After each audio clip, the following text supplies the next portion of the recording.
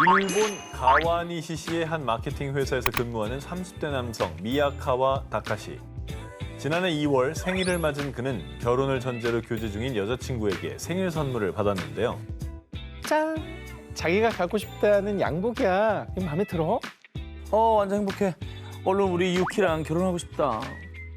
그리고 약 5개월 후인 7월. 자, 생일 선물 뭘 좋아할지 몰라서 D코인으로 준비했어. 역시 우리 카나에 내 남은 인생은 네 거야. 뭐야? 생일 아까 2월이라고 하고 지금 사람 이름도 바뀐 거 아니야, 지금? 아니 근데 왜 생일이 어떻게 된 거야? 뭐야, 이게? 양다리예요? 미야카와는 양다리가 아니라 무려 45다리. 한 번에 40여 명의 여성들을 만난 일본 히데 카사노바였습니다. 45다리다. 지네야 뭐야 45다리. 이 카사노바 미야카와의 수법을 살펴보겠습니다. 먼저 그는 주로 데이트 앱을 이용해서 그리고 타깃은 30대, 40대 결혼 정년기 여성들을 노렸습니다. 연수입은 600만 원 이상이고 사업을 하고 있어요. 카사노바 미야카와는 다단계 회사 직원이지만 여성들에게 호감을 사기 위해 가짜 프로필을 내세우는가 하면 고가 브랜드의 옷과 지갑 등을 과시했고요. 결혼을 전제로 진지한 만남을 갖는 척 여자들의 환심을 샀습니다. 그리고 데이트는 한 달에 한 번, 시간은 2~3시간 컷. 똑같은 데이트 코스를 돌려막으며 40명이 넘는 여성들을 농락했고요. 뿐만 아니라 영악하게도 나 6살 때 엄마는 돌아가셨고 아빠는 날 학대했어. 내 반려자는 건강했으면 좋겠는데 이 수소 정수기 한번 써볼래? PPL도 받아와? 아까 뭐라 했어? 다단계. 다단계 회사 직원이었지. 아, 여성들에게 자기가 다니는 회사의 물건을 사도록 유도했는데요. 그리고 생일을 속여가며 최소 5천만 원 상당의 금전적인 이득까지 취했습니다. 바람 피는 걸 떠나서 파렴치한이네. 야, 이거는 부득이 사기에 가깝지 않나. 금전적 이득을 취했다는 게. 하지만 꼬리가 너무 길었던 탓인지 피해자 중 한 명이 카사노바 미야카와의 바람 현장을 목격. 그리고 인터넷을 통해 알게 된 다른 피해 여성들과 함께 경찰에 미야카와를 고소했고요. 45다리를 걸친 다카시는 결국 사기 혐의로 체포되고야 말았습니다. 와, 인생을 함께 할 반려자라고 생각했던 여성들의 마음에 상처를 준 건 정말 큰 죄고요. 결국은 단순 바람이 아니라 네. 금전적 이득을 노린 거기 때문에 명백한 사기범이에요. 그렇죠. 이번에 소개할 특종 주인공은요. 1970, 80년대 당시 이탈리아에서 이 사람을 모르면 간첩이라고 할 정도로 플레이보이계의 전설적인 인물입니다. 그의 이름은 마우리치오 잔판티. 하지만 본명보다 잔자라는 별명으로 더 유명한 남자인데요. 잔자? 잔자는 모기를 뜻하는 이탈리아어 잔자라에서 따온 단어입니다. 매력이 강해도 너무 강해 마치 모기처럼 사람들의 사랑을 쪽쪽 빨아먹는다고 해서 지어진 별명입니다. 모기요? 사랑을 쪽쪽 빨아먹는다는 거군요. 마음을, 귀신같이. 약간 아직까지는 공간이 좀 덜 돼서 좀 더 들어가봐야 될 것 같습니다. 그는 17살 이탈리아 리미니의 한 나이트클럽에서 직원으로 근무할 때부터 여심을 녹이는 유려한 말솜씨와 그에 반전되는 터프한 외모로 여심을 사로잡았고요. 매일 밤 수많은 여성이 그를 찾아왔는데요. 실제로 그의 명성이 어느 정도였냐? 저는 레미니의 관광객을 끌어모으기 위해서 100개의 여행사보다 더 많은 일을 했죠. 많은 여성들이 그를 만나기 위해 리미니를 방문할 정도로 그는 지역의 명물 오브 명물이었고요. 이를 증명이라도 하듯 그와 함께 하룻밤을 보낸 여성이 무려 6천여 명. 뭐라고? 6천여 명. 한때는 석 달 동안 동침한 여성의 수가 무려 207명이었다고 합니다. 3개월 동안. 아니 저 중에 몇 명 그냥 진짜 잠만 잔 거 아니에요? 너무 힘들어. 그 안에 무슨 일인지 어떻게 알아? 그냥 너무 힘들어가지고. 아니 잤는 자를 어떻게 알아요? 정말 잠만 잤을 수 있는 거 아닙니까? 이 잔판티는 일명 6,000명과 동침한 남자로 전 세계적으로 유명해졌고요. 이 충격적인 이야기를 들은 많은 여성이 그를 비난하지 않고 오히려 열광. 캐릭터가 이렇다니까. 네, 그의 명성은 더욱더 널리 퍼져나갔습니다. 이에 대해 잔판티는 저와 잤던 여성들은 다시 저를 찾아와요. 노이즈 마케팅이구나. 마성이야, 그러니까 마성의 남자. 그지? 호기심 때문이었을 거야. 그러니까 사람 궁금하게 만들잖아. 뭐 얼마나 대단하길래 뭐 이런. 얼마나 대단하게. 여러모로 뜨거운 감자였던 카사노바 잔판티. 그런데 말입니다. 2018년 9월 잔판티에 대한 충격적인 소식이 전해졌습니다. 안타깝게도 그가 한 호텔에서 사망한 채 발견됐다는 것이었습니다. 뭐야? 그런데 잔판티는 역시 잔판티였습니다. 당시 63세였던 그는 40살 어린 23세 여성 관광객과 뜨거운 밤을 보내던 중 아이고. 심장마비로 사망. 아휴. 돌아가셨다고 하니까 이제 좀 조심스럽긴 해요. 근데 한편으로는 진정한 사랑을 만나고 또 세상을 떠났으면 어땠을까. 라는 생각도 드네요. 시대의 카사노바 후예들 19 두 번째 1위 후보 공개합니다. 리얼리티 TV쇼에 출연하며 유명세를 얻은 모델 겸 배우 킴 카다시안과 세계적인 래퍼 카니에 웨스트. 만나부터 결혼까지 떠들썩한 행보로 전 세계에 주목을 받았던 두 사람인데요. 대단했죠. 셀럽과 셀럽의 만남. 정말 세계의 결혼이었죠. 이 유명 셀럽들의 만남과 결혼이 화제가 된 건 두 사람의 길고 복잡한 러브 스토리도 한 몫을 했는데요. 2004년 한 모임에서 카다시안을 보고 첫눈에 반한 웨스트. 하지만 당시 카다시안에겐 남편이 있었기에 그녀를 포기할 수밖에 없었습니다. 그리고 2년 뒤 친구 페리스 힐튼과 함께 있는 카다시안의 모습을 보고 다시 한번 그녀에게 반한 웨스트. 하지만 카다시안은 그 당시 농구 선수 크리스 험프리스와 두 번째 결혼을 앞두고 있었기에 그들의 인연은 이어지지 못했는데요. 그런데 웨스트의 긴긴 소원이 하늘에 닿았던 걸까요? 2011년 험프리스와 결혼했던 카다시안은 72일 만에 이혼을 선언. 이후 웨스트는 오랜 구애 끝에 결국 카다시안의 세 번째 남편 자리를 꿰찰 수 있었습니다. 몇 년을 기다린 거죠, 카니 웨스트가? 결국 뭐 쟁취한 거죠, 사람. 이게 트루 러브 아닙니까? 계속 기다린 거 아니에요? 그렇습니다. 네. 2014년 세계 결혼식을 올린 두 사람은 이후 4명의 자녀를 키우며 단란한 가정을 꾸려나가는 모습을 보였습니다. 오. 그리고 이렇게 어렵게 사랑을 이룬 두 사람은 행복하게 잘 살았답니다. 라고 끝나면 참 좋았겠지만 지난 2월 카다시안과 웨스트 부부가 이혼을 준비 중이라는 충격적인 소식이 전해졌습니다. 저 애들 어떡하고? 웨스트는 완전 자기 멋대로 해요. 오늘은 좋다가도 내일 되면 완전 돌변하고 아주 지겨워 죽겠어요.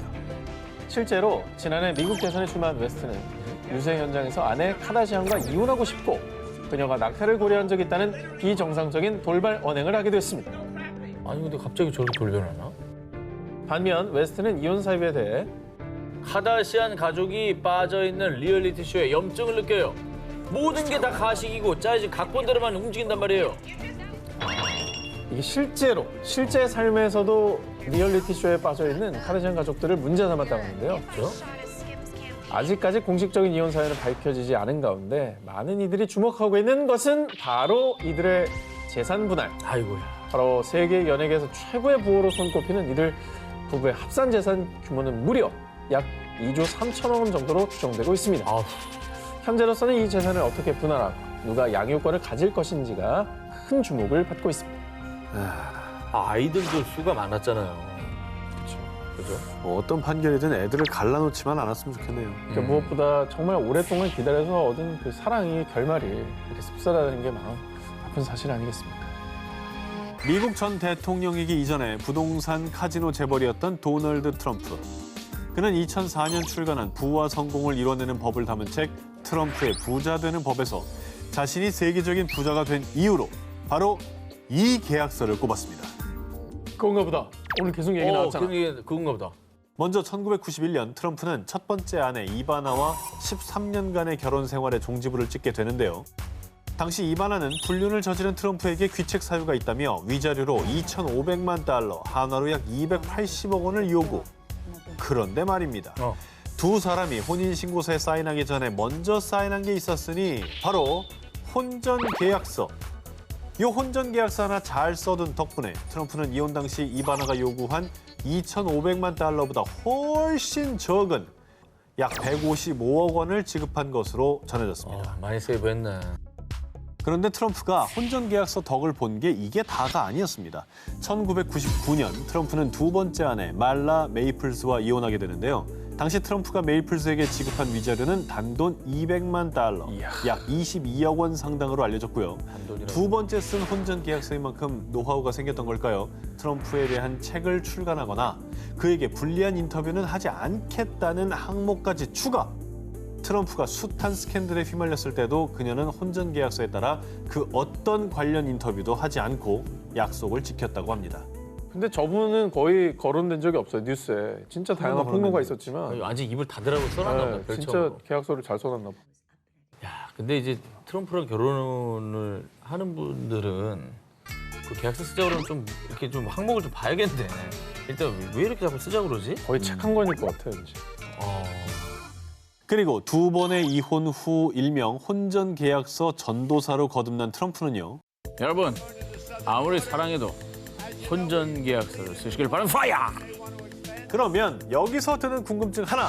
과연 트럼프는 지금의 아내 멜라니아와도 혼전 계약서를 썼을까요? 썼겠죠. 썼겠지. 대선 직후에 이혼설이 좀 돌고 있긴 하거든요. 그렇죠. 미국 유명 신문사의 메리 조던 기자에 따르면요. 트럼프와 멜라니아 역시 재산 분할 관련 내용을 담은 혼전 계약서를 작성했다고 하는데요. 이제 그 내용이 좀 궁금한 거예요. 그렇지. 구체적인 내용은 공개된 바가 없습니다. 그런데 이 조던의 저서에 따르면 2017년 1월 멜라니아 여사가 백악관 입성을 반년 가까이 미룬 이유가 재산 분할과 관련된 재협상을 위한 것이었고 트럼프의 성추문 스캔들이 터졌을 때 멜라니아는 그 상황을 혼전 계약서 수정에 적극 활용. 자신의 친아들 베런이 다른 자녀들과 동등한 유산 상속 권리를 가질 수 있도록 합의를 얻어냈다고 전했습니다. 아, 요건 쟁취했네. 그렇죠. 이게 사실 결혼이라는 건 우리가 영원히 살자는 약속인데 여기에 뭔가 이상한 장치를 건다는 게 문화적 차이가 좀 심한 거예요. 아이러니하게도 사람 못 믿으니까 저거 쓰는 거잖아요. 사실. 그렇긴 해도. 2010년 7월 아프리카 스와질랜드의 수도 음바바네. 군복을 입은 한 여성이 사람들의 눈을 피해 몰래 고급 호텔로 들어섰는데요. 당신 남편이 눈치챈 건 아니겠지? 그럼 당연하지. 알지? 내가 이 군복을 입으면 당신을 갖겠다는 뜻이야. 그런데 잠시 후 군인들이 두 사람을 체포하기 위해 호텔을 급습했습니다. 근데 군복을 입었으니까 여자가 군 장성인가요? 오. 자, 외도를 저지른 두 사람의 정체는요. 왕비님, 여기서 이러시면 안 됩니다. 뭐야? 장관님도 어서 침대 숨지 말고 나오세요. 왕정국가 스와질랜드의 국왕 음스와티 3세의 12번째 왕비 노탄두 두베와 은두미소 만바 법무부 장관이었습니다. 와. 즉 절대 군주국에서 왕비와 왕의 신하 신복이 감히 왕을 배반하고 외도를 저지른 거였죠. 자, 그런데 더 놀라운 건 만바 장관은 왕의 신복이기도 하지만 어린 시절 이 둘은 절친한 친구 사이였다는 겁니다. 아, 그리고 법 지켜야 되는 사람 아니야? 법무부 장관이면? 뭐 하는 거야? 야, 진짜 대박이다. 두배 왕비는 왕이 자리를 비울 때마다 어머. 호텔에서 만바 장관과 미래를 즐겨왔는데요. 그런데 꼬리가 길었던 탓인지 음스와티 3세의 명령을 받은 요원들이 왕비와 장관의 밀회 현장을 급습. 이후 두배 왕비는 24시간 감시를 받으며 궁에 갇혀 살아야 하는 가택연금 처분을 받았고요. 만바 장관은 해임되고 교도소에 수감됐습니다. 군복으로 갈아입고 그렇게. 참 열심히 산다, 열심히 살아 정말. 할 말이 없다. 2018년 11월 중국 역대급 뇌물왕의 체포 소식이 알려지며 중국 전역이 충격에 휩싸였습니다. 극강부패 재벌의 주인공은 바로 중국 최대 자산관리 회사의 라이샤오민 전 회장. 그가 집안 곳곳에 은닉해 놓은 현금의 액수는 하나로 약 460억 원. 그가 2008년부터 2018년까지 받은 뇌물은 하나로 무려 3천억 원에 달했습니다. 그런데 말입니다. 당시 중국이 발칵 뒤집힌 이유는 어마어마한 뇌물 액수 때문만은 아니었습니다. 아, 뇌물이 저 정도면 트럭으로 가져가야 될 것 같은데 그거 말고도 또 다른 짓이 있는 아니, 거예요? 그러니까 그거 말고도 이게 다가 아니라고 하면 이것보다도 엄청난 거라는 거. 자, 보도에 따르면 라이 전 회장은요, 뇌물로 받은 돈으로 100여 채의 아파트를 마련했습니다. 그 아파트에 홍콩, 대만 연예인 출신 포함 무려 100명이 넘는 내연녀들이 살고 있었던 것입니다. 스케일이 달라. 나는 기억이 안 나는 사람도 있었을 거야. 스케일이 달라. 아니 이름 모르지 저 정도면. 아니 이름이 아니라 그냥 뭐 자기야 그러는데 누구신지 뭐 이럴 수도 있을 것 같아. 기억이 안 날 거 아니야. 라이 전 회장은 본인의 부와 권력을 내세워 본인 회사에 입사하고 싶어하는 여성들에게 취업 자리를 마련해주는 조건으로 성관계를 맺기도 했습니다. 그런데 그의 악행은 여기서 끝이 아니었습니다. 수사 끝에 밝혀진 또 하나의 놀라운 사실. 내가 미치겠는 건 두 사람을 동시에 사랑한다는 거야! 라이 전 회장은 유부남이었음에도 불구하고 다른 여성과 장기간 사실혼 관계를 유지, 심지어 자녀까지 낳은 것으로 드러났습니다. 이렇게 끝없이 계속되는 그의 범죄 행각이 속속들이 밝혀지자 결국 법원은요. 라이 샤오미는 뇌물과 중혼죄로 국가 공직자의 명예를 훼손했으며 사회적으로 너무 큰 악영향을 끼쳤다. 지난 1월 라이 전 회장에 대한 사형을 집행했습니다. 1975년 국왕으로 즉위한 이후 절대군주의 자리를 포기하고 스페인의 민주주의를 이끄는 등 스페인 역사상 가장 위대한 인물로 꼽혔던 전 국왕 후안 카를로스 1세. 그런데 국민들의 존경을 한 몸에 받던 그가 2014년 돌연 아들에게 양위를 선언했는데요. 약간 연로하셔서 이제 아들한테 넘겨준 거 아닌가요? 연로하시고 조금 그래도 그냥 본인은 자리를 지킨 상태에서 거의 대부분은 뭐 왕자가 처리할 수도 있고 그렇지 않을까요? 아 근데 오늘 주제가 아하. 스페인 국민들은 국왕의 양위 소식에 나라를 좀먹는 국왕은 필요 없다, 잘 물러났다 하며 비난을 퍼부었습니다. 쌤의 비난. 존경받았대. 그 이후 양위 선언 약 2년 전인 2012년으로 거슬러 올라가 보겠습니다. 당시 스페인은 심각한 유로존 재정 위기로 23%의 실업률을 기록하는 등 국가적인 위기에 놓인 상황이었습니다. 그런데 그는 나라가 힘든 와중에도 보츠와나에서 초호화 코끼리 사냥을 즐겼고요. 뿐만 아니라 그 사냥에 내연녀인 사업가 코리나 라르센이 동행.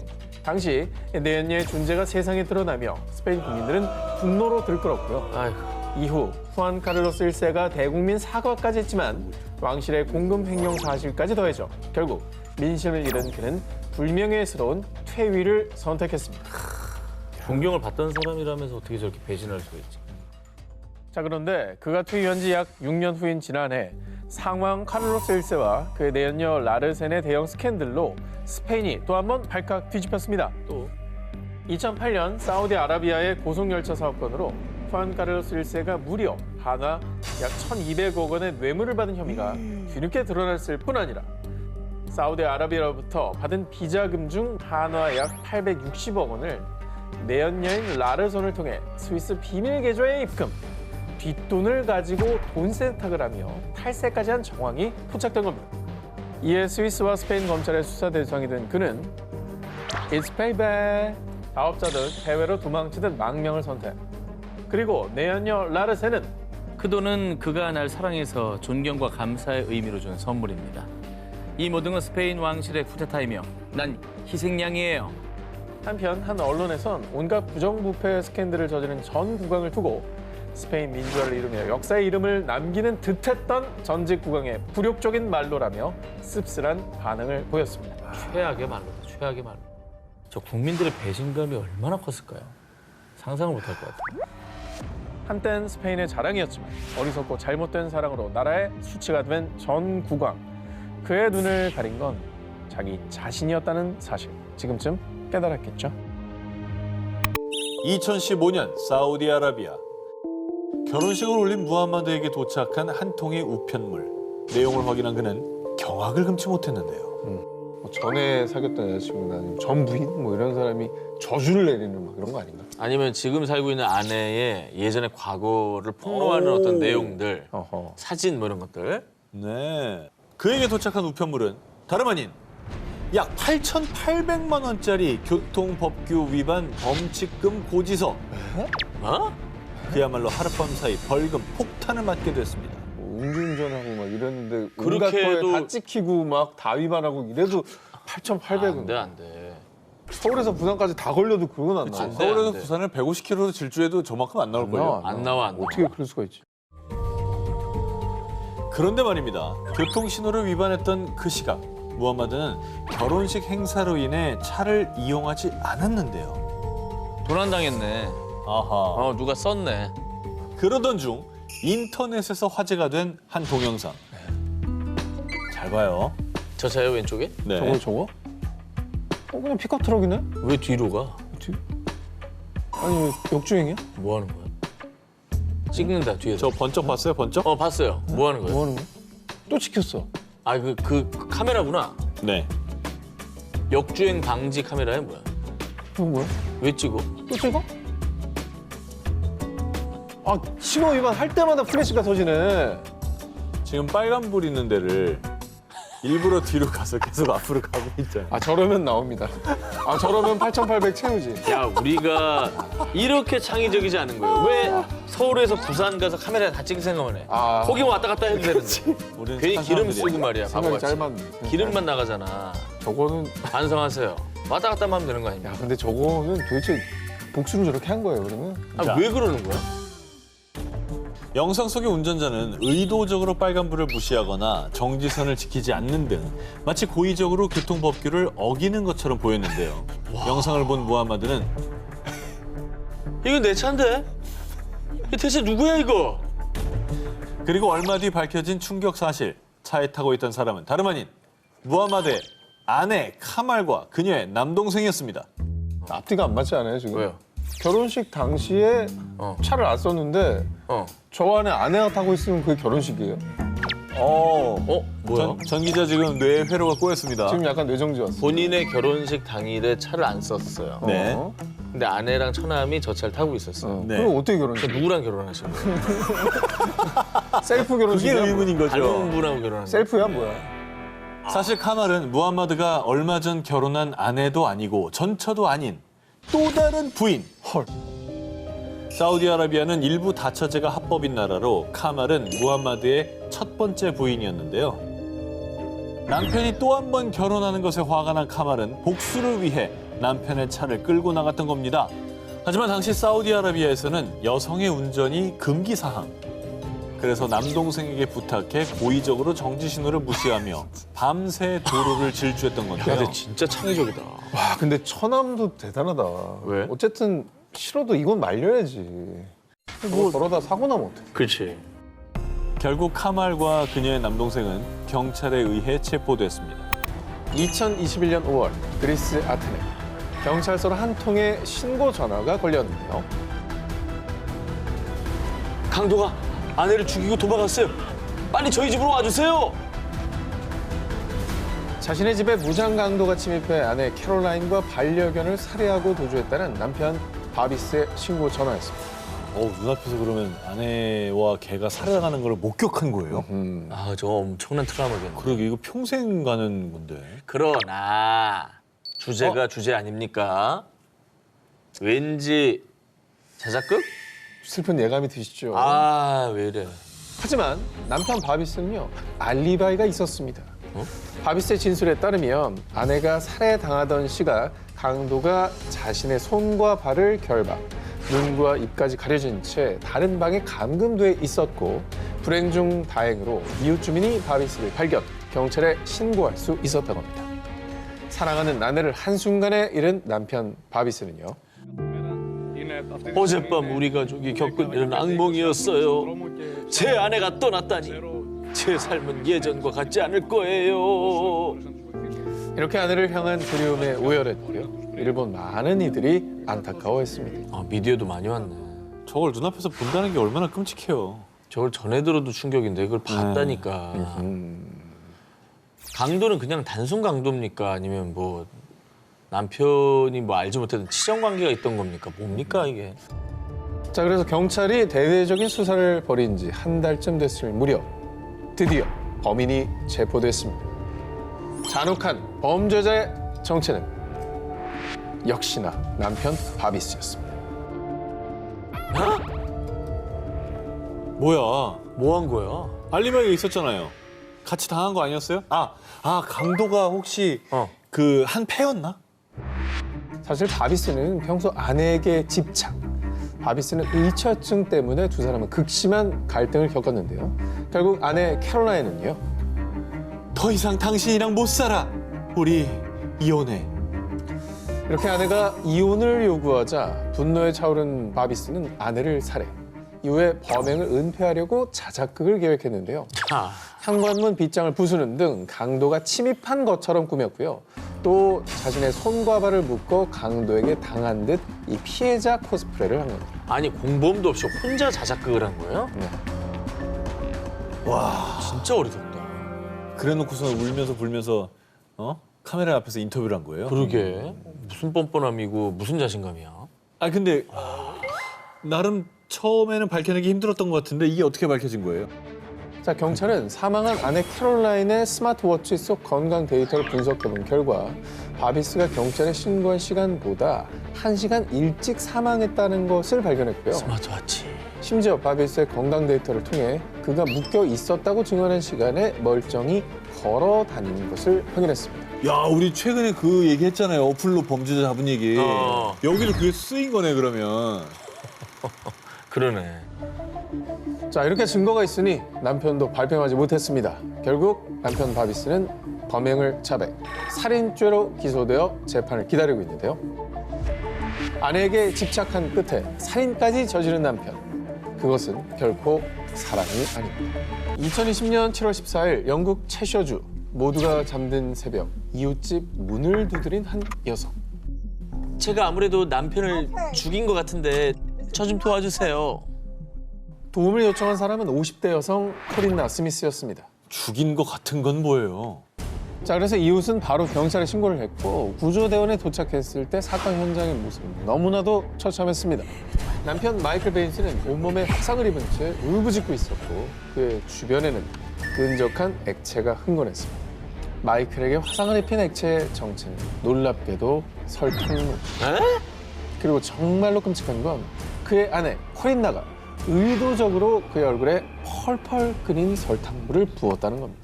의도적으로? 실수가 아니네.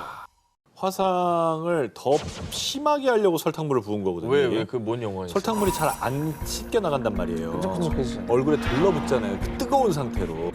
네, 결과는 끔찍했습니다. 결국 남편은 병원에 이송된 지 한 달 만에 사망했는데 아, 여봐. 하지만 코린나는 38년이나 같이 산 남편을 왜 죽이겠어요? 그저 어떤 말을 들었는데 너무 화가 났어. 말 한마디 때문이라고 이게. 남편을 살해할 의도는 절대 없었다고 주장했는데요. 아니 죽일 의도도 아닌데 왜 저렇게까지 해? 저거는 진짜 연구한 건데 거의. 뭐 바람 폈다는 거예요? 뭐예요? 왜 그러는 거예요? 뭘 얘기를 들었는데? 자, 두 사람의 결혼이 파국으로 치닫게 된 건 한 소문 때문이었습니다. 그것은 남편 마이클이 소아 성애자라는 소문이었는데요. 그리고 사건이 있기 전날 코린나가 딸에게 들은 내용은 더욱더 충격적이었습니다. 아빠가 어린 시절 본인과 남동생을 성적으로 학대했다는 건데요. 저는 이제 소문이라 그래서 낭설이겠거니 했는데 실제로 소아 성애자였다는 얘기군요. 내 애들한테 그랬으니까 이거는 정말 기가 막히겠네요. 하지만 남편이 사망하게 되면서 이런 의혹이 사실인지 아닌지는 영영 물음표로 남게 됐고요. 재판부는 어떤 경우라도 코린나의 행동이 정당화될 수 없다며 그녀에게 종신형을 선고했습니다. 현대 문명 사회에서 사적인 복수를 금지하는 이유가 있습니다. 저렇게 할 필요가 없어요. 결국에 이제 본인이 살인자가 되거든요. 그러니까. 2016년 7월 중국 난징. 44살 장 씨는 이혼과 사별을 겪은 뒤 지금의 아내 펜과 세 번째 결혼을 하게 되면서 이번만큼은 가정을 꼭 지키리라 결심했습니다. 함께 작은 농장을 운영하며 알콩달콩 미래를 그렸던 두 사람. 자, 그런데 어느 날부터 부인 펜이 생식기의 염증으로 고생하더니 구토와 가슴 통증까지 호소. 결국 병원 신세를 지게 됐습니다. 그녀의 증상을 살핀 주치의는 일종의 독성 물질 중독 증세인 것 같습니다. 혹시 짐작 가는 게 있으신가요? 아 실수로 농약을 아내 몸에 쏟았는데 그것 때문에 중독된 것 같아요. 농약을 쏟았으면 진작 병원에서 그 치료를 받거나 뭐 그 씻어내거나 했어야 되는데. 하지만 어딘가 초조한 듯 의사의 눈을 똑바로 마주치지 못했던 장 씨. 이를 이상하게 여긴 의사는 아내의 목숨이 달린 일이라고 장 씨를 추궁했고 그제서야 그는 사실은 그냥 단순히 아내를 혼내주려다가 그만. 사실 자신이 아내의 속옷에 제초제를 발랐다고 고백했습니다. 이건 또 뭔 소리야. 뭐 혼을 왜 내, 아내를. 아니 제초제를 바르면 그게 혼이나 사람이 죽는 거지 그게. 그래. 사건의 발단은 이랬습니다. 함께 농장을 운영했던 두 사람. 장 씨는 농장 일을 책임지고 아내 팬은 외부 연락 업무를 담당했습니다. 그런데 아내가 SNS로 사람들과 대화하는 것에 재미를 느껴 점점 남편을 등한시하기 시작. 이에 장 씨가 불평을 토로하며 두 사람의 갈등이 시작됐습니다. 장 씨는 SNS 채팅에 흠뻑 빠진 아내가 바람을 피운다고 생각해 분노. 아내를 혼내주겠다며 잡초를 뽑고 남은 제초제를 아내의 속옷에 뿌렸던 것이죠.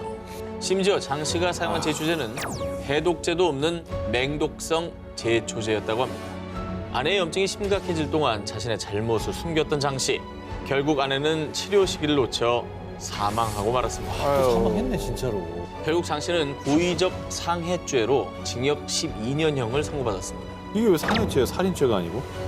한순간의 잘못으로 아내를 잃은 장 씨는 참회의 눈물을 흘리며 후회했지만 그들이 꿈꿨던 행복은 이미 돌이킬 수 없게 되어버렸습니다. 이번 특종은 2013년 당시 일본의 중고 거래 시장에서 인기 폭발, 없어서 못 샀던 희귀템입니다. 그립다. 이거 폴더폰. 자, 이 휴대폰으로 말할 것 같으면 2002년 일본 F사가 개발한 모델로 일명 불륜폰. 왜? 불륜폰으로 불리며 바람둥이 카사노바들한테 특히 인기였다고 하는데요. 비싼가? 이렇게 들고 다니면 뭐 좀 있어 보이나? 아니지 뭐 안 걸리겠지. 저걸로 하면. 아, 정말 이해력이 훌륭하십니다. 아니 당연한 거 아니에요? 불륜폰이라는데 뭐 아니 휴대폰이라는 게 어차피 락도 스마트폰도 다 그럼요. 걸리고 뭐. 락이 중요한 게 아닌 거지. 자, 이게 바로 뭐야? 뭐 오상진 일반인과 전현무 전문가의 차이입니다. 어떤 전문가? 들어보시면 아시죠? 어느 분야의 전문가? IT 전문가, IT 전문가. IT 전문가. 자, 이 불륜폰으로 설명하기 전에 먼저 일반 휴대폰의 경우 전화가 오거나 메시지가 오면 벨소리, 알림 울리죠. 그런데 만약에 불륜을 저지르고 있다면 자기야, 이 시간에 누가 메시지를 보낸 거야? 이거 나 열어봐. 나 좀 보여봐. 보여봐봐. 아 별거 아니야. 스팸이겠지. 뭘 열어. 아니 휴대폰 좀 열어보라니까. 이건 뭐야? 내 사람? 보고 싶어? 자, 이렇게 상대방에게 온 연락 때문에 불륜 사실이 금세 들통날 수 있습니다. 그런데 말입니다. 이 구형 휴대폰인 일명 불륜폰에는 당시 최신형 스마트폰에는 없는 아주 특별한 기능이 있었으니 바로 프라이버시 모드. 이 프라이버시 모드를 설정해 놓으면요. 비공개로 저장해 둔 번호로 전화나 메시지가 왔을 때 배터리 표시 등이나 안테나의 막대 색깔이 깜빡거리는 등 아주 미묘하게 바뀌는 것 외에는 기록이 전혀 남지 않는다고 합니다. 즉, 이 휴대폰의 주인이 아니면 연락이 온 걸 알 수도 없는 거죠. 발신 기록도 안 남는다고? 수신 기록도? 네네네. 특이하다. 근데 이걸 왜 만든 거지? 그게 이해가 안 돼. 프라이버시 모드라는 거 자체가 너무 웃긴다. 그래서 이전에 같은 경우에는 그 프라이버시 모드를 해제해야 해당 연락처로부터 온 부재중 전화, 메시지를 확인할 수 있습니다. 그래서 자기야, 설마 딴 여자 생겼어? 요즘 수상해? 무슨 소리야? 난 결백해. 자, 다 뒤져봐. 자. 이 프라이버시 모드를 해제하기 전까진 상대방이 아무리 휴대폰을 뒤져봐도 불륜의 흔적을 찾을 수 없는 겁니다. 아니 근데 회사의 입장 같은 게 좀 약간 궁금해요. 개발자 같은 그래, 인터뷰가 했는지 이게 도대체 왜 이런 걸 만들었냐 뭐 이렇게 물어봤을 거 아닙니까? 근데 사실 뭐 개발의 의도는 나쁜 건 아니었습니다. 왜냐하면 이 폰이 사실 일본 최대 통신사의 휴대폰 보안 강화 요건이 생기면서 개발된 겁니다.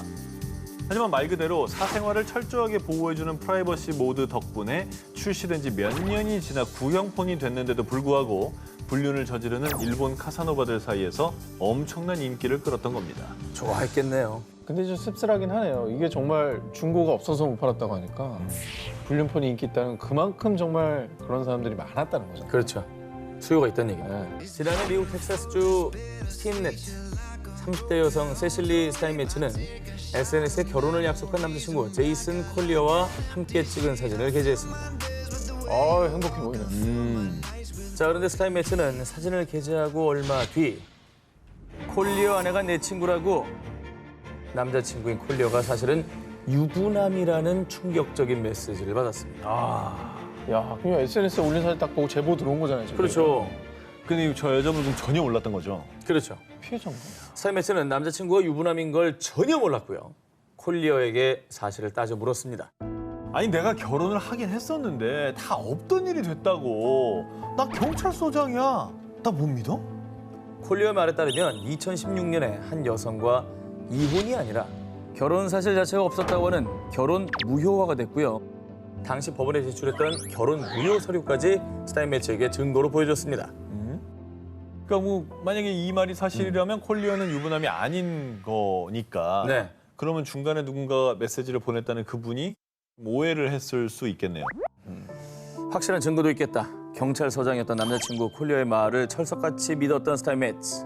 그런데 말입니다. 얼마 뒤 밝혀진 충격적인 진실. 내가 콜리어 약혼녀야. 우리 곧 결혼하기로 했다고. 뭐라는 거야? 니들 다 불륜이야. 콜리어는 내 남편이라고. 남자친구인 콜리어의 진짜 아내뿐 아니라 콜리어의 약혼녀라고 주장하는 제3의 인물, 또 다른 여성까지 나타난 겁니다. 아니 그 서류 어떻게 된 거예요? 그거 가짜였어요? 서류 위조인가? 위조였나? 자, 사실 콜리어는요, 유부남으로요, 여자친구인 스타인 매체에게 보여줬던 서류는 가짜 서류를 위조했던 것이었습니다. 참 정말 정성스럽게 불륜을 한다. 사회적인 어떤 책임감도 있고 더더욱 청렴결백해야 되는 인물이 그냥 자기의 이쪽을 채우기 위해서 서류 위조까지 하다. 이거는 명백한 범죄고 더 심한 범죄입니다, 이게. 정말 이해할 수 없네. 게다가 한두 명도 아니고 3명이야. 그렇습니다. 세 여자를 동시에 만난 콜리어의 파렴치한 행각은 분노한 스타인 매체가 SNS에 공개하며 세간에 알려졌고요. 사람들의 비난이 쏟아진 건 물론 콜리어는 경찰서장직에서 사임, 문서 위조 혐의로 교도소에 수감됐습니다. 1996년 그룹 4대 천왕으로 데뷔한 뒤 드라마, 영화, 예능을 종횡무진한 중화권 탑스타 러즈샹. 그는 연인 저우양칭과 무려 9년간 만남을 이어왔는데요. 이 러즈샹은 바쁜 스케줄을 쪼개 저우양칭과 여행을 다니는가 하면 다정하게 찍은 사진을 SNS에 올리는 등 사랑꾼 이미지로 팬들의 부러움을 한 몸에 받는 인고 커플이었습니다. 자, 그런데 지난해 4월 두 사람이 결별했다는 소식에 많은 팬들은 깜짝 놀랄 수밖에 없었는데요. 혹시 뭐 주제가 주제이니만큼 누군가 바람을 핀 건가요? 두 사람의 결별 소식보다 더 충격적인 건 바로 결별의 이유였습니다. 로즈샹은 다른 여자들과 바람 피운 쓰레기예요. 저우양칭은 SNS를 통해 러즈샹의 담당 메이크업 아티스트, 같은 소속사 연예인을 포함 연예계 활동 중 이틀은 각지의 호텔에서 수많은 여성들과 은밀한 만남을 갖는 등 수차례 바람을 피웠다고 밝혔는데요. 이뿐만 아니라 내가 이 번호로 연락하면 널 갖겠다는 뜻이야. 자, 러즈샹은 연인 저우양칭 몰래 다른 여성들과 연락을 주고받는 비밀 핸드폰까지 가지고 있었습니다. 아, 근데 간이 배 밖으로 나왔네. 저 공개 연애하면서. 그러니까. 많은 분들의 응원을 받고 있는데 어떻게 저렇게 맞아요. 그러냐. 그러니까. 팬들의 비난이 이어지자 카사노바 러즈샹은 SNS와 인터뷰들을 통해 나를 가장 사랑해준 사람을 소중히 여기지 못했습니다.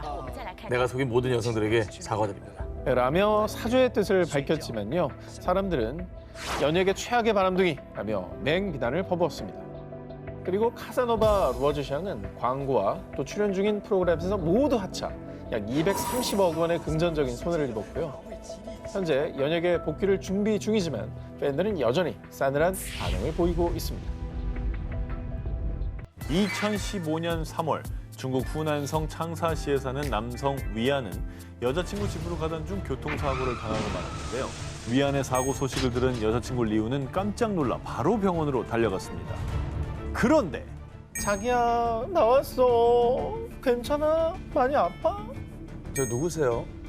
제 남자친구한테 뭐 하시는 거예요?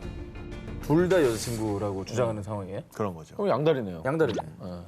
자, 대체 이게 어떻게 된 일이냐? 당시 사고 현장을 수습하던 교통경찰은 정신을 잃은 위안의 휴대폰에 저장돼 있는 여자친구 리우에게 연락했는데요. 그런데 병원 의사는 위안의 휴대폰 통화 기록을 보고 통화 내역이 잦은 사람들에게 연락했는데 그중 또 다른 여자친구인 샤오저우가 있었던 겁니다. 저 사람이 정신을 잃었던 게 화근이었네요. 정신을 잃어서 모든 게 다 까발려졌네. 딱 걸렸네. 딱 걸렸어. 자, 그런데 말입니다. 문제는 여기서 끝이 아니었습니다.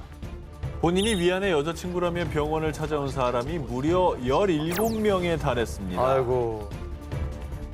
아니, 뭐 한 10번째, 11번째 여자친구 오면은 진짜 누워있는 입장에서 아, 죽여라, 그냥 날 죽여라 이랬겠다. 속으로. 근데 이제 17명 모이면 서로 가만 안 놔둘 것 같은데. 보복할 수 서로 가만 안 놔둘지 합심해서 저 남자를 가만 안 놔둘지 간합할 모르죠. 수도 있지. 약간 그럴 것 같은데. 네. 자, 뿐만 아니라 병실에서 만난 위안의 여자친구들이 위안의 휴대폰을 조사해봤더니 위안의 SNS 계정에 목표라고 적혀있는 그룹을 발견.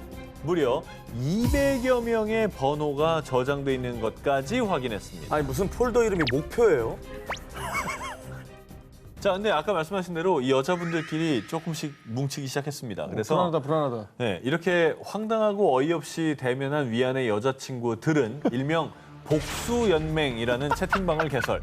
그래서 서로의 정보를 공유하면서 위안의 만행이 낱낱이 드러났습니다. 그가 17달을 거칠 수 있었던 나름의 노하우를 살펴보면 우선 위안은 휴대폰 석 대를 돌렸으며 누군가와 데이트하는 동안에 항상 무음으로 설정해 놨고요. 대단하다. 그리고 데이트 도중 이런저런 핑계를 대며 잠시 자리를 비우는 동안 또 다른 여성을 만나는 쪼개기 데이트를 해온 겁니다. 야, 연기력이 많이 늘었겠다. 그러니까 바로 옆 건물에 있는 카페에서 만나고 그런 거예요. 시간 속에서 막 공부하고 뭐 이런 건 들어봤어도 데이트를 그렇게 하는 건 처음이네. 게다가 일부 여성들에게는요, 사업 자금이 필요하다는 핑계로 여성들에게 주기적으로 돈을 요구. 심지어 위안과의 사이에서 2살 배기 아이까지 둔 여성도 있었습니다. 아주 그냥 가지가지 했구나. 뭐 애를 낳았으면 또 새로운 사람이 되셨어야지. 저도 이 아이 부분에서는 좀 화나더라고요. 용서가 안 되고 이것도 여기 돈 얘기 나오잖아요. 얘기 나오죠. 이것도 사기잖아요. 금품 그렇지. 갈취, 사기. 그리고 목표가 뭐야 이게 사람을 목표로 하는 거 아유. 여자를 도구로만 본 거죠. 그러니까요. 자, 지난 2월 영국 훈훈한 외모에 탄탄한 몸매까지 지닌 아이작이라는 남성은요, 상의를 탈의한 채 거울을 흐뭇하게 바라보며 연신 셀카를 찍고 있었는데요. 자, 완전 자아도취에 빠진 아이작은 멋진 본인의 모습을 혼자 보기가 너무 아까운 나머지 아, 완벽해. 이 사진 보내주면 나한테 완전 반하겠는데. 알콩달콩 밀당 중이었던 썸녀에게 본인의 이 복근이 찍힌 섹시 셀카를 전송했습니다. 그런 어머, 아이작 너무 멋있다. 우리 주말에 만날까? 근데 카미님은 누구세요? 아니, 당신 누구야? 아이작은 주말에 나랑 만나기로 했는데 누구야? 뭐? 당신 아이작이랑 무슨 사이야? 자, 사실 아이작은 당시 썸을 타는 여성들이 한둘이 아니었고요. 그 썸녀들 모두에게 사진을 보내주고 싶었던 겁니다. 그런데 갑자기 카미님이 대화에 참여합니다. 알레이나님이 대화에 참여합니다. 로로님이 대화에 참여합니다. 실수로 그 여성들을 단체 메시지방에 한 번에 초대. 그 단체방에 자신의 복근 사진을 일괄 전송했던 겁니다. 자, 그리고 더욱더 놀라운 사실, 아이작과 썸을 타던 썸녀가 무려 60명. OMG부터는 이제 다 이제 방송 못 나가는 들들이겠죠. 그러니까 나 말고 다른 여자랑 연락했다니까 여자 입장으로서 엄청나게 화가 날 것 같고, 이제 낱낱이 이 사람의 실상이 드러난 거 아니야. 예. 그 배신감도 어마어마했을 거야. 어마어마하지. 그렇게 60명의 썸녀들이 모인 단체방에서는요, 아이작의 만행에 분노하며 대환장 파티 헬게이트가 열린 게 아니라요. 이 자식 완전 바람둥이였잖아. 내가 미쳤지. 내가 바보였어. 카미님, 너무 슬퍼하지 마세요. 저도 그 자식한테 속았던 걸요. 단체방에 초대된 여성들은 아이작 때문에 다친 마음을 서로 위로하며 절친한 친구 사이가 됐고요. 그 문제 단체방에서 계속 대화를 하면서 친목을 쌓아 나갔다고 합니다. 아까 그거 아니에요? 복수연맹? 돈독한 친구들을 얻게 된 거예요. 야. 지난 2016년 이 남성의 소식이 전해지자 누리꾼들은 이거 실화임? 아내들 이름은 다 기억하려나? 라며 놀라워했는데요. 그 이유는 바로 이 남성의 아내가 무려 100명에 달했기 때문입니다. 헐. 45다리에서 바로 100명이네요. 아, 그렇죠. 네. 네. 헐. 그런데 더욱 놀라운 사실은요. 이 중에 72명의 아내는 하루아침에 생겼다는 겁니다. 아니, 72명 갑자기 결혼 어떻게 해요? 예. 아니, 금사빠도 너무 심한 금사빠 아닙니까? 졸지에 100여 명의 아내와 살게 됐지만 사실 자의가 아니었다고 하는데요. 대체 이게 어떻게 된 일이냐? 아내 100명과 함께 사는 남자의 정체부터 소개해드리면 아프리카 카메룬 북서부 지역에 거주하는 바푸트족의 11대 왕 아붐비 2세입니다. 그가 16살이었던 지난 2015년 부왕이 남긴 유언. 아들아, 내 아내를 잘 부탁한다. 무슨 말이야? 잘못 말씀하신 거 아니에요? 뭐야 이게? 예로부터 내려오는 바푸트족의 전통, 왕이 죽으면 왕세자가 부왕의 아내를 유산으로 물려받는 건데요. 그래서 아붐비 2세 왕은 부왕으로부터 72명의 아내를 상속받았던 겁니다. 아 그게 그렇게 그냥 하루아침에? 네. 아내를 상속받다? 네. 물려받은 새엄마, 아니 아내들은 10대부터 엄마뻘까지 연령대도 다양하다는데요. 아니, 너무했네. 그렇게 본인이 왕자 시절에 결혼한 아내들을 포함해서 아내가 자그마치 100명에 달하게 된 겁니다. 아 기존에 이제 본인의 부인들도 꽤 많아요. 본인이 결혼한 부인들도 있는 거죠. 헷갈리겠는데? 뭐 문화적 상대성이라는 게 있지만, 야 이건 충격이네요 진짜. 참고로 카메룬에서는 일부 다처제가 합법입니다. 그래서 아붐비 2세 왕이 이렇게 많은 아내의 남편인 거는 뭐 문제가 되지 않는다고 하고요. 자녀까지 포함해서 수백 명에 달하는 아붐비 2세 왕의 가족들은 50채가량의 집에서 행복하게 살고 있다고 합니다. 아까 그 인도 사진과 참 유사한 사진인데요. 아 뭔가 얼굴 봐요. 다 닮았어요. 이 사진은 바로 전무후무한 대가족을 거느린 66세 미쉑 얀도르의 가족 사진입니다. 얀도르는 일부 다처제가 흔한 짐바브웨에서도 둘째가라면 서러울 카사노바로 1983년 28살의 나이로 첫 번째 결혼을 한 뒤 마치 취미는 결혼, 특기는 2세 만들기인 듯 그 이후로도 줄기차게 결혼. 아내가 16명, 자녀는 자그마치 151명에 이른다고 합니다. 여긴 자녀가 충격이다. 아니 그러면 부인 한 명이 막 9명, 10명씩 난 거. 그렇죠, 평균으로 보면. 금슬이 엄청 좋았던 거죠. 아, 나 애들 이름은 다 기억하려나? 아니 좀 약간 이것도 궁금한 게 여기도 평화가 지켜진다면 그럼 괜찮은 거잖아요. 체계가 있느냐? 너무 좀 질투하거나 사이 안 좋으면 걱정이거든요. 자, 151명의 자녀를 낳을 정도로 16명 아내와 찰떡 금슬을 유지하는 얀도르만의 비법이 있었으니 자, 오늘 스케줄은 오후 1시 첫째 아내, 오후 4시 넷째 아내, 그리고 저녁 7시엔 12번째 아내, 밤 10시에는 16번째 아내를 만나면 되겠군. 근데 보면 아까 순서가 뭐 뒤죽박죽이고 그냥 자기 기준인 것 같은데. 보면 뭐 좀 자기 마음대로 하잖아요. 이게 어떤 원칙을 세운 거예요? 자, 그에게는 나름의 기준이 있었습니다. 아내들끼리 이것 대결을 시켜 선택받는 단 4명에게만 그날의 부부관계 권리를 부여받고 차례로 4명의 침실을 거친다. 진짜 뭐야? 약간 오디션이에요. 자, 4대의 경쟁률을 뚫기 위한 아내들의 치열한 대결의 정체는 바로 요리였습니다. 아내들이 매일같이 음식을 준비하면 가장 마음에 드는 요리를 초이스. 얀도르의 선택을 받기 위해 아내들은 필사적으로 요리를 준비한다고 합니다. 근데 사실 식구도 엄청 많고 그리고 저렇게 유지하고 아내끼리 그렇게 열심히 경쟁한다고 한다면 저분이 어떤 사람일까라는 게 궁금해지거든요. 그러니까 엄청난 부자든지 아니면 아까 말한 대로 뭐 어느 나라의 이제 권력자나 왕이나 뭐 이런 사람입니까? 얀도르는 1977년 해방전쟁에 참여한 평범한 퇴역 군인 출신이고요. 짐바브웨 정부에서 양육비를 지원해주기 때문에 경제적 부담은 no problem. 최근엔 정부로부터 대가족이 모여 살 수 있는 부지까지 받았다고 합니다. 아니 근데 아무리 양육비를 받았다고 해도 이게 저희도 진짜 자식 하나 키워보니까 이게 너무 힘든 일이거든요. 근데 저렇게 많은 아이들 다 먹이고 키우고 보살피는 게 이게 힘들 것 같은데 아니 이름이나 제대로 외우겠어요? 오대훈다고 봐야죠. 그러니까. 사실 얀도르에게는 결혼에 대한 원대한 꿈이 있었다고 합니다. 아직도요? 네버스탑이에요. 할 수만 있다면 100명의 아내와 1000명의 자녀를 갖고 싶어요. 죽는 그날까지 과업 달성을 위해 멈추지 않을 겁니다. 자, 그리고 얀도르는 과업 달성을 위해 올해 17번째 결혼을 준비하고 있다고 합니다. 자, 그런데 말입니다. 100명의 아내와 결혼하고 싶다던 짐바브웨 얀도르의 목표를 이미 달성한 사람이 있다면 믿으시겠습니까? 그 주인공은 바로 아내가 무려 130명에 달하는 케냐 카사노바 안센투스 오구웰라 아쿠쿠. 아쿠쿠는 21살의 첫 결혼 이후 이듬해 벌써 5번째 결혼을 했을 만큼 결혼에 박차를 가해 79세까지 계속해서 결혼했다고 합니다. 아쿠쿠는 아내가 많은 만큼 자녀도 많았는데요. 앞서 얀도르의 자녀가 151명이었다고요. 안 돼. 아쿠쿠는 한술 더 떠 자녀 수만 210여 명. 심지어 아쿠쿠 가족으로 이루어진 마을만 4개입니다. 일명 아쿠쿠 빌리지가 있다고 합니다. 학교는 하나 따로 줘야 될 것 같아요. 전교생이 지금 몇 명이야? 이 정도면 마을 주민센터, 마을 학교, 마을에 나오는 지원금 이런 거 그냥 다 자기들끼리 경제 생활이 가능하겠어. 이거 보면. 그렇죠. 네, 왔다 갔다 하다 보면 맞습니다. 자급자족 가능할 것 같아 내 생각에. 배움이 짧았던 아쿠쿠는 자녀들의 교육에 굉장히 신경을 썼다고 합니다.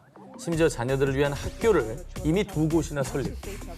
그러다 보니 이 자녀들 중에는 의사나 법조인, 선생님, 경찰 등 다양한 전문직이 배출되기도 했습니다. 자, 그리고 아쿠쿠의 가족 운영 노하우는 케냐의 정치인들조차 조언을 구하러 올 만큼 체계적이었다고 합니다.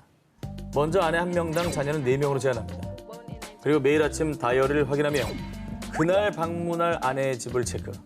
모든 아이들의 이름을 외우려고 하는 등 꼼꼼히 가족들을 살폈다고 합니다.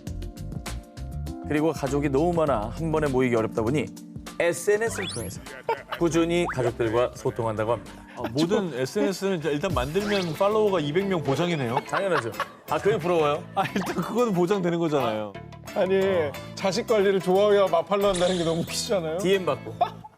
오늘은 참 모르겠는 사람이 많이 나오네요.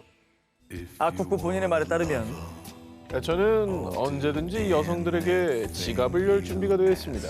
게다가 저의 멋진 외모와 또 옷맵시 때문에 제가 원하면 누구든 내 여자로 만들 수 있어요.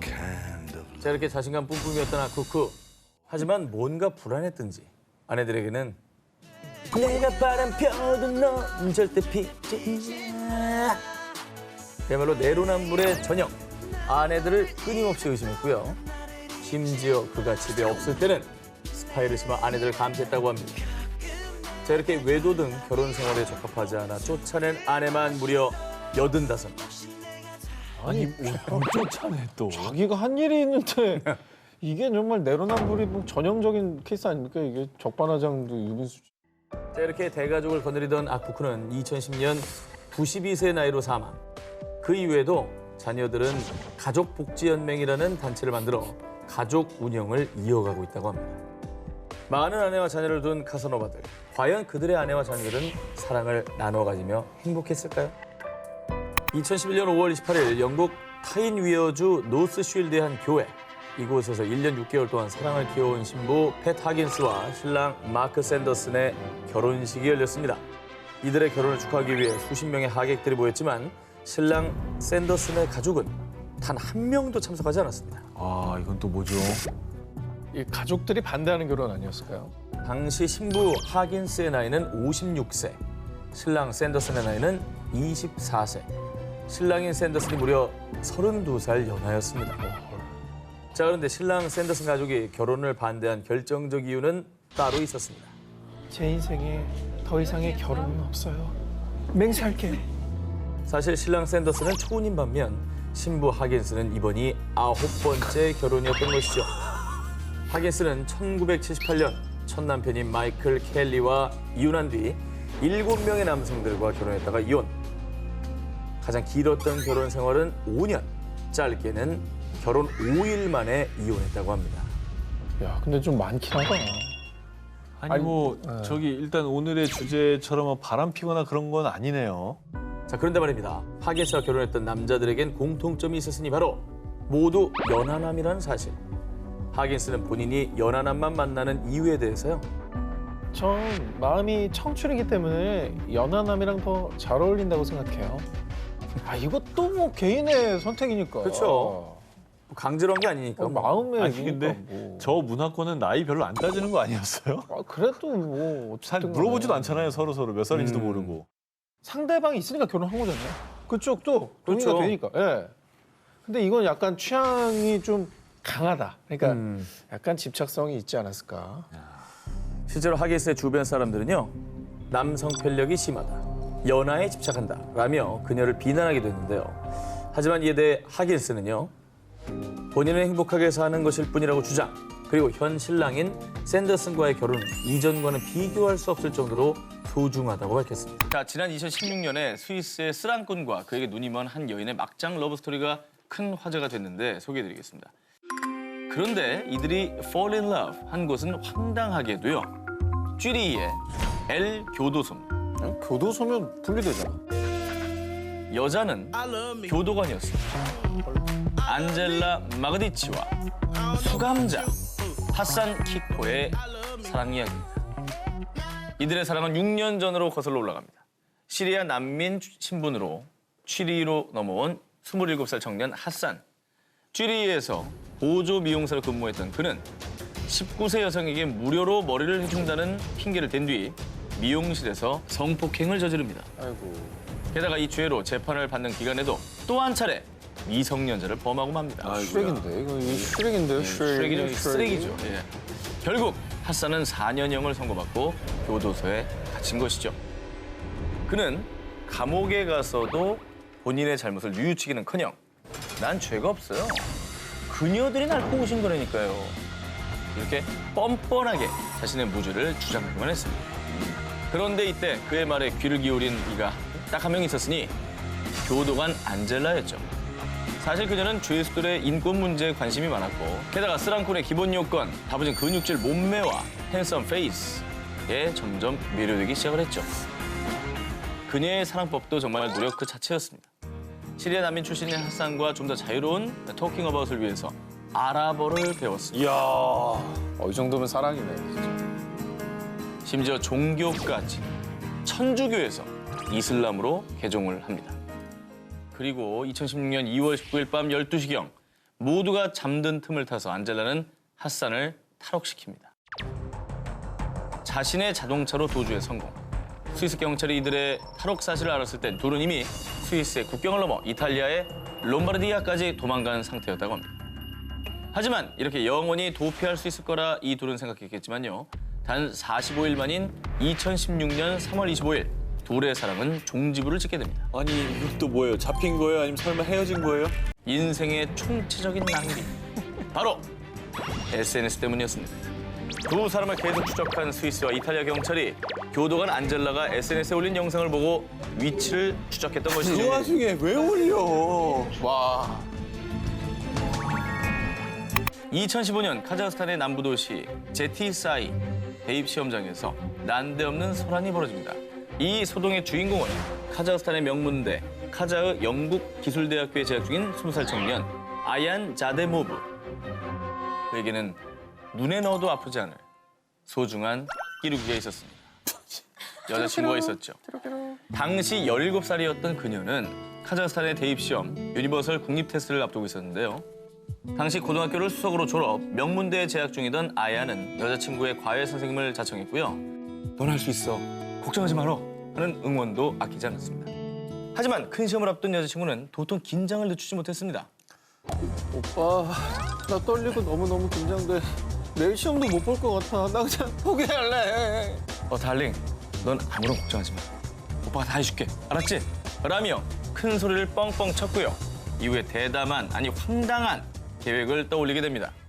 바로 자신이 여자친구 대신에 시험을 치겠다는 것이었죠. 어떻게 남자가 아니 여자를 대신해서 아니, 말이 돼요, 그게. 예. 아무리 그래도 대리시험도 적당히 비슷하게 생겨야지. 우리의 로맨스킹 아얀.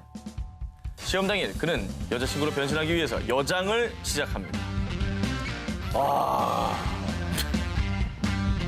누가 봐도 남잔데. 예, 누가 봐도 그냥 예능이거든요, 예능. 그냥 락커인데요. 그죠? 예, 예. 이제 시험이 시작되기만 한다면 모든 것은 완벽했죠. 학생, 이 사진 본인 맞아요? 얼굴이 너무 다른데 솔직히 말해요. 이거 본인 아니죠? 아니 본인이 맞다는데 왜 자꾸 물어봐요? 라고 신원 확인 과정에서 쇳소리를 투척 딱 걸리고 말았다고 합니다. 결국 아야는 대리시험 혐의로 체포, 약 2,150달러, 우리 돈으로 약 250만 원의 벌금형에 처해졌는데요. 하지만 사건이 언론에 알려지면서 카자흐스탄 사랑꾼 베스트 로맨틱 가이라는 별명까지 붙으며 되레 큰 화제가 됐습니다. 2014년 6월 남편에게 친정 가족을 만나러 간다며 독일로 떠난 다니엘라 그레네. 그런데 미국을 떠나 그녀가 향한 곳은 터키의 이스탄불이었고요. 그녀의 종착지는 바로 시리아, 그리고 급진 순위파 무장단체 이슬람 국가 약칭 IS에 합류. 그리고 그곳에서 IS 요원과 결혼식을 올리고 맙니다. 아니 미국에 남편이 있는데 이게 뭔 소리예요? 그러니까 말이죠. 네. 뭐야? 그런데 이 사건을 더 충격적이게 만든 것은 그레네가 미국 연방수사국인 FBI 요원이었던 거죠. FBI가 IS와 사랑에 빠졌다. 네. 아니 아까 수감자 교도자보다 더한데? 이건 더하다. 테러리스트가 그걸 잡아야 되는 사람이 그거를 가담한 거잖아. 웬일이야. 독일에서 자란 그레네는 미국인 군인과 결혼해 미국으로 이주를 한 뒤에 독일어와 영어 실력을 바탕으로 여러 능력을 인정받아 2011년 FBI에 합류했습니다. 그리고 드디어 2014년 1월 그녀에게 내려온 특명, 작전명은 Individual A. 이 작전은 IS의 핵심 조직원인 테니스 쿠스페르트를 조사하라는 거였습니다. 요주의 인물로 떠오른 그는 독일 태생으로 과거 예명 데소도그로 활동했던 유명한 래퍼였습니다. 실제로 있네, 뮤비가. 2012년에 돌연 IS에 가담한 그는 자신의 유명세를 이용해 IS 모집 영상에 출연하면서 급 IS에서 가장 영향력 있는 모집책으로 활동했고요. 이에 미국 FBI는 쿠스페르트의 수사를 위해 독일어에 능한 요원인 그레네에게 임무를 맡긴 거였습니다. 그러나 신혼의 단꿈도 잠시, 시리아의 열악한 환경도 환경이지만 소위 콩깍지가 슬슬 벗겨지면서 사랑이 깨지기 시작합니다. 부럽다. 그래서 결국 그녀는 자신이 목숨을 잃더라도 IS에서 빠져나가야겠다고 결심했고요. 그래. 전쟁으로 진지가 어수선해진 틈을 타서 약 6주 만에 극적으로 시리아에서 탈출, 미 당국에 체포되고 말았다고 합니다. 아이고, 그래도 요원이니까. 다행이네. 그렇죠.